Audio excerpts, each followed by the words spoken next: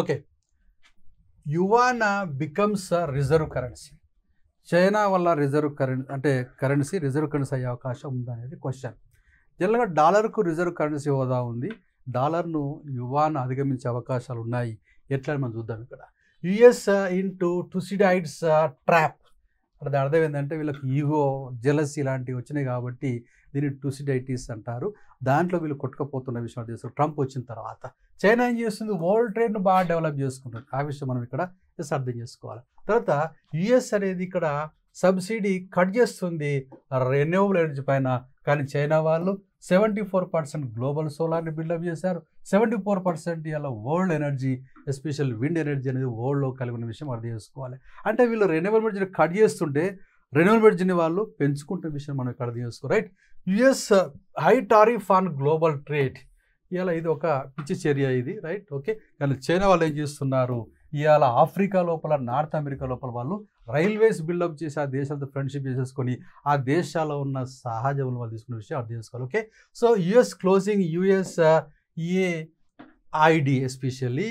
Okay. So international development ఇది మామూలుగా help చేస్తున్న సంస్థ, దాన్ని కూడా క్లోజ్ చేసే ప్రయత్నం చేస్తున్న వీళ్ళు ఇక్కడ. తర్వాత కానీ చైనా ఏం చేస్తుంది, BRI కన్స్ట్రక్ట్ చేస్తుంది, border road initiative. Okay. So US hate global brain. ఇవాళ విదేశీ మేధావులను ఇవాళ హేట్ చేస్తున్నది, ఇవాళ దూరం చేస్తున్నది. కానీ చైనా వాళ్ళు చేస్తున్నారు రీసెర్చ్ అండ్ డెవలప్ చేస్తున్న విషయం అర్థం చేసుకోవాలి.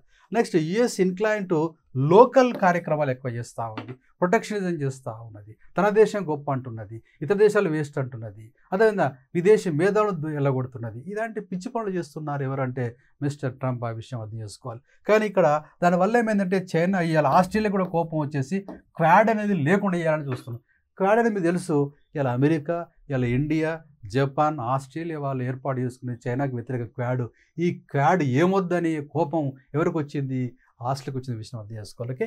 So Trump wants Nobel peace prize, not US legacy. Okay. కాబట్టి ఆయనకు కావాల్సిన నోబెల్ ప్రైజ్ కానీ ఇలా అమెరికా యొక్క సంక్షేమం కాదనే విషయం అర్థం చేసుకోలే. అందుకే అన్ని రాంగ్ స్టెప్స్. ఆ రాంగ్ స్టెప్ల వల్ల డాలర్ కింద పడిపోయి యువాన్ అనేది రిజర్వ్ కరెన్సీ అవకాశం ఉన్నట్లు ఎక్స్పర్ట్స్ పెరుగుతుంది. మొత్తం మీద ఆ యొక్క గవర్నమెంట్లో ఉన్న క్యాండిడేట్ క్రిస్ రైట్ మొన్న ఏమన్నంటే, ఆయన యుఎస్ ఎనర్జీ సెక్రటరీ, ఆయన ఏమన్నంటే ఇక్కడ ఒక వర్డ్ ఉపయోగిస్తూ pluses and minuses of global warming. అంటే దాని అర్థం ఏంటంటే గ్లోబల్ వార్మింగ్, భూతాపం వల్ల ప్లస్లు మైనస్ ఉంటాయి అన్నాడు.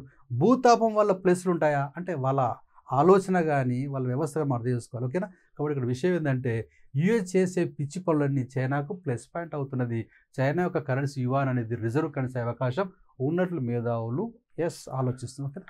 Thank you.